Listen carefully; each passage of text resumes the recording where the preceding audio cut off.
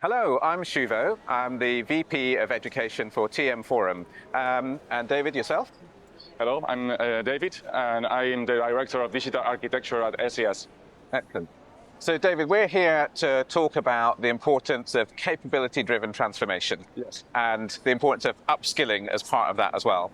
But to start the story, can you tell us a little bit about what are some of the business challenges which SES has been faced with that kind of triggered the need for a kind of capability-driven approach to transforming the business? So the industry of satellite communications has been changing over years. So first of all, on the video content distribution, the new entrants put pressure of changing habits on the consumption of video due to the video streaming. That's one part.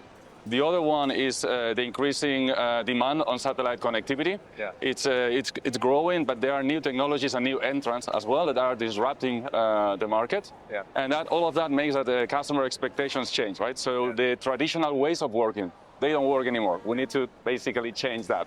We need to be more efficient. We need to offer, let's say, better products to our customers. Wow.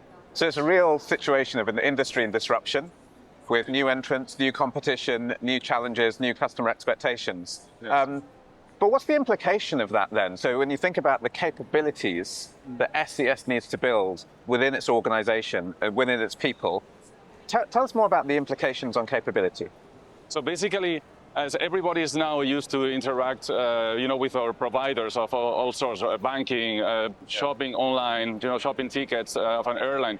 We do all of that online, right? We have access to interact with our providers digitally, but also we want to be informed, right? What's going on? How much time? What is my order? When I'm going to get the package? So at the end, it's people, right? And the people expect to do the same at work.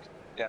So basically, what we need to do here is to offer the same type of interactions to our customers. So that's the focus capabilities in terms of transformation is to have more self-service, so our customers can interact with us in a digital manner, anytime, anywhere, have them more informed, but also increase the automation. So we have a faster response times for them, right? So it's precisely, basically normalized, right? Digitize kind of the interactions. And all our products indeed are offering this time of improve or evolve customer journeys. So they can access to traditional channels, but also through open APIs if they want to integrate their systems, or also through portals. So, you've been talking about more self-service, better customer interaction, more automation, not easy things to do. No. So in practice, you've been working with open digital architecture, with ODA, with TM Forum standards and frameworks. Tell us more about why has that been important for you, and what's the implication of that on your people, on your processes, on your products? Tell us more about your work with ODA. So the first thing is open digital architecture is a word that comes out of 20 years of collaboration between telecommunication providers, right? They have been over years, thanks to the TM Forum, defining best practices, how they can be more efficient, how can they offer superior products. Yeah. The message that we have been giving is that satellite communication companies are similar, and we can reuse that knowledge. We don't have to reinvent the wheel. So basically, we are accelerating thanks to the work that TM Forum has been putting in place.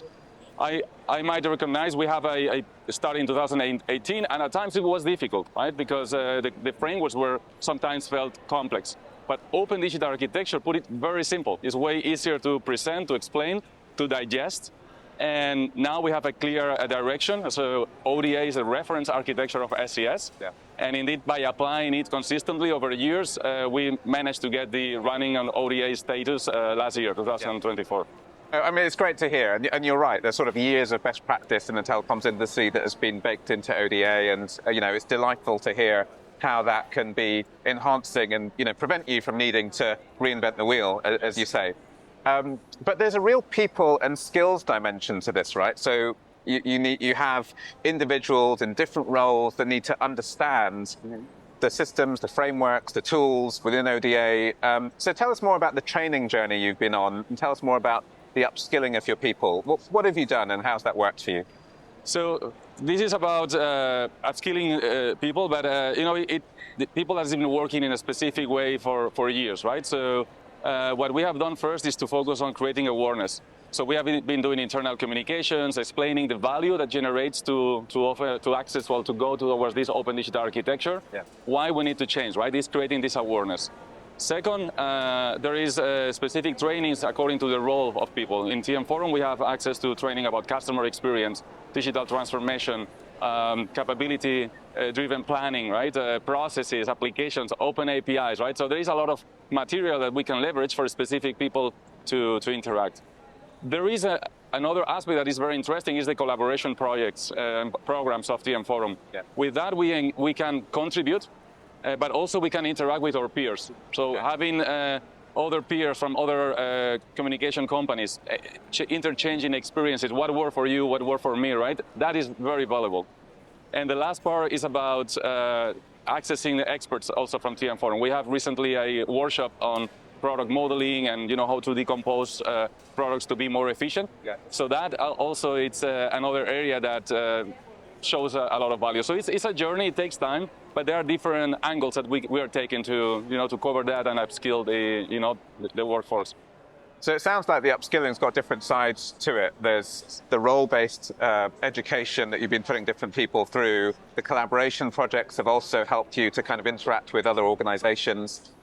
You mentioned product modeling at the end, which I think has been an important one for you. Tell us just a little bit more about, what is that about and why has it been important? So product modeling indeed is way bigger than that. At the end, we are evolving our products. As I explained it before, right? We are in more self-service to our customers, the possibility to interoperate with us from their system. So it's about providing a better customer experience. It's about doing automation, but all at a scale. So basically, we are decoupling how we are, let's say, giving these products to the customers and how they can interact with us with the underlying technologies, right? What are these services, this infrastructure that we have behind supporting those products? And we want to be very efficient managing that. So the goal here is that we can get products activated very quickly. We can accept interactions very quickly, and we are going to be able to tailor these products to the customer, right? Always using the same building blocks, right? These reusable building blocks that give us these economies of scale and value to our customers at the end. Exactly. So you're essentially still being able to spin up new products or new services or tailor it to your customers, but built on this kind of foundation of kind of... Exactly, and it's basically reducing the time to market of those products. So as soon as we capture a need from our customers, we can say, hey, we can have a product, using our building blocks, a new product that fits the need of the customer way faster, right? So David, you make this sound really easy, but in practice, I guess it's not so easy, right? So when it comes to actually executing on this, implementing a real change plan, upskilling people for real, how do you make that happen really well and really effectively in an organization, day to day? What's the reality of it? It's a journey, right? So transformational journey. You need to have, first of all, a sense of urgency. If that doesn't exist, you don't go for it, right? And we have been seeing that over years. We detected in 2018, okay, we'll need to change the way of working, and we can use best practices. But with time, with this disruption on the industry that we are observing, this sense of urgency increases. Also, the fact that we have a strong sponsorship from our C-suite, right? They say, okay, open digital architecture is our reference architecture, right?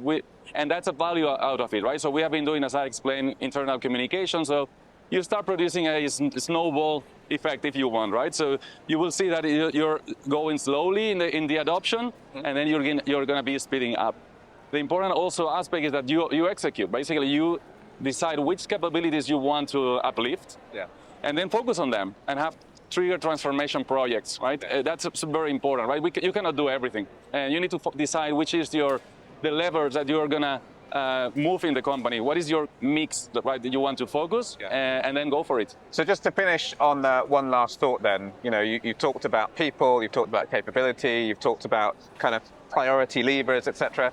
If you had to provide one piece of advice for any organization that is trying to go through capability-driven transformation with people at the heart, what one piece of advice would you leave us with? So, look, you need to get started with this transformation. I think it's about understanding also that it's a change, right? We are changing the way we're working, and that sometimes generates doubts. We are humans, right? So again, it's important that you are explaining the value that this is going to generate, have this sense of urgency and start building some trust on it, right? Start getting some initiatives, complete them, show the value, start building trust, and then, in an agile manner, keep doing, right? Keep transforming. And people get on board, right? They really get excited over time, right? When they see that, the sense that it works. Super. David, brilliant insights. Thank you so much. Okay, thank you very much.